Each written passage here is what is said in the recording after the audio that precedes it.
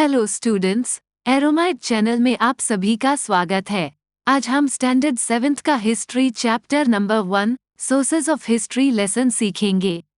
यदि आप नए हैं तो सब्सक्राइब और बेल आइकॉन दबाना न भूलें ताकि आप हमसे कोई भी अपडेट ना चूकें।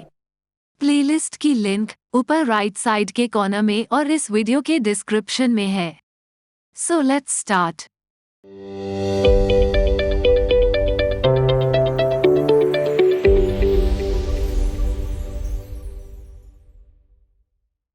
हमने पिछले साल एंशंट इंडियन हिस्ट्री के बारे में पढ़ा था और इस साल हम मिडिवल इंडियन हिस्ट्री के बारे में पढ़ेंगे। 9th सेंचुरी सीई से लेकर 18th सेंचुरी सीई के अंत तक का काल इंडियन हिस्ट्री का मिडिवल पीरियड माना जाता है। इस लेसन में हम मिडिवल हिस्ट्री के सोर्सेस के बारे में पढ़ेंगे। हिस्ट्री हमें अतीत की घटनाओं का क्रोनोलॉजिकल, साइंटिफिक और सिस्टमैटिक एक्सप्लेनेशन देती है। हिस्ट्री की दृष्टि से 4 फैक्टर्स अत्यंत महत्वपूर्ण हैं। वे हैं इंडिविजुअल्स, सोसाइटी, प्लेस और टाइम। हिस्ट्री सच्चे एविडेंस या सबूतों पर आधारित होना चाहिए। ये एविडेंस जो पिछली घटनाओं और इसमें शामिल लोगों के बारे में सुराग और संकेत प्रदान करते हैं वह हिस्ट्री के सोर्सेस कहलाते हैं। इन सोर्सेस की जांच करके आप बेहतर समझ प्राप्त कर सकते हैं कि भारत में बहुत पहले क्या हुआ था। सोर्सेस 3 प्रकारों में क्लासिफाई होते हैं: मटेरियल सोर्सेज, रिटन सोर्सेज और ओरल सोर्सेज। कुछ ऐसी चीजें हैं जिन्हें लोगों ने बनाया या इस्तेमाल किया, जैसे फोर्ट्स, बिल्डिंग्स, सिक्के, मूर्तियां आदि। इन्हें मटेरियल सोर्सेज कहा जाता है।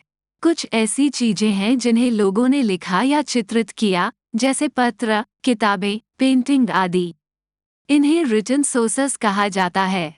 कुछ ऐसी बातें हैं जो लोगों ने कही, गाई या चुपके से कही, जैसे कहानियां, गीत, गॉसिप्स आदि।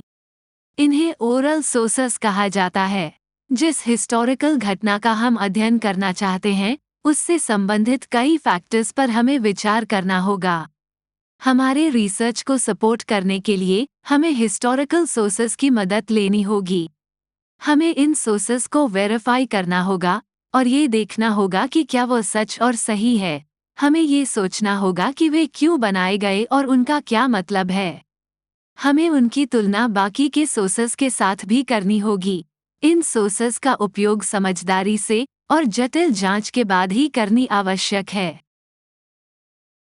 Material sources. मटेरियल सोर्सेज में फोर्ट्स का महत्वपूर्ण स्थान है। फोर्ट एक बड़ी और मजबूत बिल्डिंग होती है जहां लोग रहते थे और दुश्मनों से अपनी रक्षा करते थे। अलग अलग जगहों पर अलग अलग तरह के फोर्ट्स होते हैं, जैसे हिल फोर्ट्स, फॉरेस्ट फोर्ट्स, सी फोर्ट्स और फील्ड फोर्ट्स। मॉन्यूमेंट्स भी एक प्रकार के मटेरियल सोर्सेज है। मॉन्यूमेंट्स एक ऐसी चीज है जिसे लोगों ने किसी हीरो, लीडर, देवता या देवी आदि को याद करने के लिए बनाया है। मॉन्यूमेंट्स में समाधियां, कब्रें, वीरगलाएं शामिल हो सकते हैं। प्राचीन काल के बिल्डिंग्स भी मटेरियल सोर्सेज में आते हैं। बिल्डिंग्स एक ऐसी चीज है जिसे लोगों ने रहने या काम करने के लिए बनाया है, जैसे कि महल, मंत्रिस्तरीय हवेलियां, रानी के क्वार्टर और आम लोगों के घर आदि।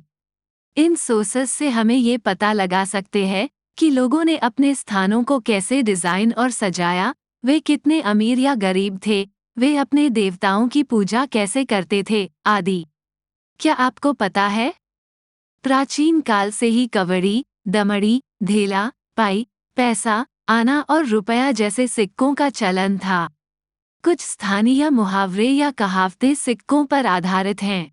उदाहरण के लिए, 1 फुट की कवड़ी देनार नाही। यहाँ फुट की कवड़ी का अर्थ है पैसा का सबसे निचला हिस्सा। चमड़ी जाए पर दमड़ी न जाए। इस मुहावरे का अर्थ है बहुत अधिक कंजूस होना। पाई पाई जोड़ना। इस मुहावरे का अर्थ है एक एक रुपया जोड़ना यानी बचत करना। 16 आना सच, मतलब 100% सच। विभिन्न लीडर्स द्वारा सोना, चांदी, तांबा आदि मेटल्स का उपयोग करके बनाए गए सिक्के हिस्ट्री के महत्वपूर्ण सोर्सेज हैं।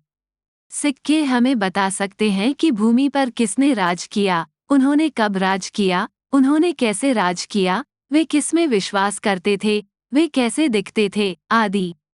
सिक्के हमें ये भी बता सकते हैं कि लोग एक दूसरे के साथ कैसे ट्रेड करते थे, उनके पास कितना पैसा था और वे किस प्रकार की मेटल्स का प्रयोग करते थे। एम्परर अकबर के सिक्कों पर राम सीता या हैदर अली के सिक्कों पर शिव पार्वती के चित्रों से हमें उस समय के धार्मिक समन्वय का पता चलता है। पेशवा अपने सिक्कों पर अरबी या फारसी भाषा का प्रयोग करते थे। इससे उस काल में भाषा के प्रयोग पर प्रकाश पड़ता है। इंस्क्रिप्शन किसी पत्थर या दीवार आदि पर की गई कार्विंग है। एक इंस्क्रिप्शन हमें ये बता सकता है कि लोगों ने अतीत में क्या कहा या किया, वे किस भाषा और लेखन का उपयोग करते थे, वे एक दूसरे के साथ कैसे रहते थे, आदि। उदाहरण के लिए तंजावुर में बृहदीश्वर मंदिर परिसर में पाए गए इंस्क्रिप्शंस चालुक्य, राष्ट्रकूट, चोल और यादव राजाओं के समय के कई इंस्क्रिप्शंस मिले हैं। इंस्क्रिप्शंस हिस्ट्री का अत्यंत महत्वपूर्ण एवं विश्वसनीय सोर्स माना जाता है। ये हमें किसी काल की भाषा, लिपि, सामाजिक जीवन जैसी विशेषताओं को समझने में मदद करती है। कॉपर की शीट्स पर कार्विंग किए हुए इंस्क्रिप्शंस को कॉपर प्लेट्स के रूप में जाना जाता है। शाही आदेश, फैसले आदि कॉपर प्लेट्स पर लिखे जाते थे। क्या आप जानते हो? चैत्य, विहार, मंदिर, चर्च, मस्जिद, अग्रियां, दरगाह, मुकबार, गुरुद्वारा, स्मारक, मूर्तियां, कुएं, मीनारे, गांव की सीमाएं और द्वार, हथियार, बर्तन, गहने, कपड़े, सजावटी लेख, खिलौने, उपकरण, संगीत वाद्य यंत्र, यह सभी हिस्ट्री के मटेरियल सोर्सेज हैं। Written sources. हम मिडिवल पीरियड की महत्वपूर्ण हिस्टोरिकल घटनाओं के बारे में देवनागरी, अरबी, फारसी, मोडी आदि लिपियों की लेखन शैली जैसे सोर्सेस के साथ साथ विभिन्न भाषाओं, भूर्जपत्रों, धार्मिक पांडुलिपियों, ग्रंथों, शिलालेखों, फरमानों, बायोग्राफीज, पेंटिंग्स आदि से सीखते हैं। ये चीज़ें हमें बताती हैं कि लोग क्या खाते थे, क्या पहनते थे, क्या मनाते थे और कैसे रहते थे। इस प्रकार के सोर्सेस को हिस्ट्री के रिटन सोर्सेस कहा जाता है। दूसरे देशों से कुछ लोग भारत आए और उन्होंने अपने बुक में इस यात्रा के बारे में लिखा। इस बुक को ट्रैवलॉग्स कहते हैं। उनके कुछ नाम हैं अल बिरूनी, इब्न बतूता, निकोलाओ मनुची। बाबर की कहानी, परमानंद द्वारा शिवाजी महाराज के बारे में एक कविता और राजाओं की अन्य कहानियां और उनके पत्र हमें ये समझने में मदद करते हैं कि उन्होंने कैसे राज किया और वे अन्य राजाओं से कैसे बात करते थे। तवारीख या तारीख का अर्थ है घटित होने वाली घटनाओं का सीक्वेंस। अल बिरूनी, जियाउद्दीन बर्नी, मौलाना अहमद, याया बिन अहमद, मिर्जा हैदर, भीमसेन सक्सेना आदि कुछ लोगों ने तवारीख लिखी। बखर एक तरह की कहानी है जो महाराष्ट्र में शुरू हुई। कहानियाँ राजनीति, भाषा, संस्कृति, समाज आदि में क्या चल रहा था जैसी चीजों को समझने में मदद करती हैं। मराठी में कई कहानियाँ घटनाओं के घटित होने के काफी समय बाद लिखी गईं। इसलिए हो सकता है कि वे बहुत सटीक न हो क्योंकि वो सुनी सुनाई बातों पर आधारित है। इनमें से कुछ कहानियाँ महिकावतीची बखर, सभासाद बखर, चिटनिसाची बखर, भावसाहिबाची बखर आदि हैं।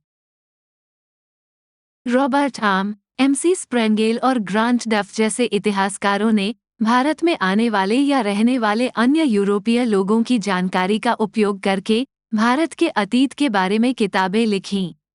उन्होंने कुछ महत्वपूर्ण भारतीय राज्यों पर ध्यान केंद्रित किया जो अंग्रेजों के खिलाफ लड़े थे। Oral sources. हम कहानियों, गीतों, कविताओं और अन्य चीज़ों के माध्यम से यह सीखते हैं कि लोग अतीत में कैसे रहते थे, जो वे एक दूसरे और अपने बच्चों को बताते थे। ये बातें लिखी नहीं जाती, बल्कि बोली या गाई जाती हैं। कुछ उदाहरण हैं ओविस, लोकगीत, पोवाड़ा, लोक कथाएं, किंवदंतियां और मिथक। इस प्रकार के सोर्सेस को ओरल सोर्सेस कहा जाता है। इन 3 प्रकार के सोर्सेस की सहायता से इतिहास लिखा जाता है।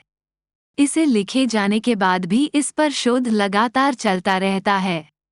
कभी कभी हमें नई चीजें या नई जानकारी मिलती है जो अतीत के बारे में हमारी जानकारी को बदल देती है। फिर हमें नई जानकारी के साथ फिर से इतिहास लिखना पड़ता है। हम देख सकते हैं कि अब हम जो हिस्ट्री की किताबें पढ़ते हैं वे हमारे माता पिता और दादा दादी द्वारा पढ़ी गई इतिहास की किताबों से भिन्न हैं। Evaluating the sources of history। इतिहास के इन सोर्सेस का उपयोग करने से पहले कुछ सावधानियां बरतना आवश्यक है। कभी कभी लोग अतीत के बारे में ऐसी बातें लिखते या कहते हैं जो सत्य या सटीक नहीं होती। हमें सावधान रहने और जांचने की जरूरत है कि वे सच बोल रहे हैं या नहीं। हम कुछ नियमों का उपयोग करके ये पता लगाने में मदद कर सकते हैं कि कौन से सोर्सेस असली हैं और कौन से नकली हैं। पहला नियम ये है कि सोर्स को स्वयं देखें कि क्या उसमें नकली होने का कोई संकेत है, जैसे गलतियां, परिवर्तन या गायब हिस्से। दूसरा नियम ये है कि इसे लिखने या कहने वाले व्यक्ति को देखें और देखें कि क्या वे ईमानदार, निष्पक्ष और जानकार हैं। हमें ये भी जानना होगा कि वे कब और कहाँ रहते थे और क्या उन्हें कोई समस्या या दबाव था जो उनके लिखे या कहे को प्रभावित कर सकता था। तीसरा नियम ये है कि सोर्सेस हमें जो बताते हैं उस पर गौर करें और देखें कि क्या यह उस पर आधारित है जो उस व्यक्ति ने स्वयं देखा या सुना है या जो उन्होंने किसी और से सुना है। हमें इस बात पर भी ध्यान देने की आवश्यकता है कि वे शब्दों का उपयोग कैसे करते हैं, जैसे कि क्या वे अतिशयोक्ति करते हैं, फिगर्स ऑफ स्पीच का उपयोग करते हैं या चीजों को अधिक रोचक या नाटकीय बनाते हैं। चौथा नियम ये है कि सोर्सेस की तुलना अन्य सोर्सेस से करें जो एक ही चीज के बारे में बात करते हैं और देखें कि क्या वे सहमत हैं या नहीं। सोर्सेस हमें सब कुछ नहीं बताते या कभी कभी अलग या गलत बताते हैं। हमें तस्वीर के एक हिस्से को देखने की बजाय पूरी तस्वीर को देखने की जरूरत है। पांचवा नियम ये है कि सोर्सेस के बारे में गंभीरता से सोचें और ऐसे प्रश्न पूछें, जैसे कि उस व्यक्ति ने ऐसा क्यों लिखा या कहा? वे क्या चाहते थे कि हम सोचें या महसूस करें? वे ये कैसे जानते हैं? क्या वे पक्षपाती या तटस्थ हैं? इसका हमारे अतीत को समझने के तरीके पर क्या प्रभाव पड़ता है? ये 5 नियम हमें यह निर्धारित करने में मदद करेंगे कि ऐतिहासिक सोर्सेस भरोसेमंद और मूल्यवान हैं या नहीं। वे हमें नकली या गलत जानकारी से मूर्ख बनने से भी रोकते हैं। तो इसके साथ यह चैप्टर खत्म होता है। यदि आपको इसके क्वेश्चन आंसर्स चाहिए तो हमने आपके लिए वेबसाइट तैयार की है।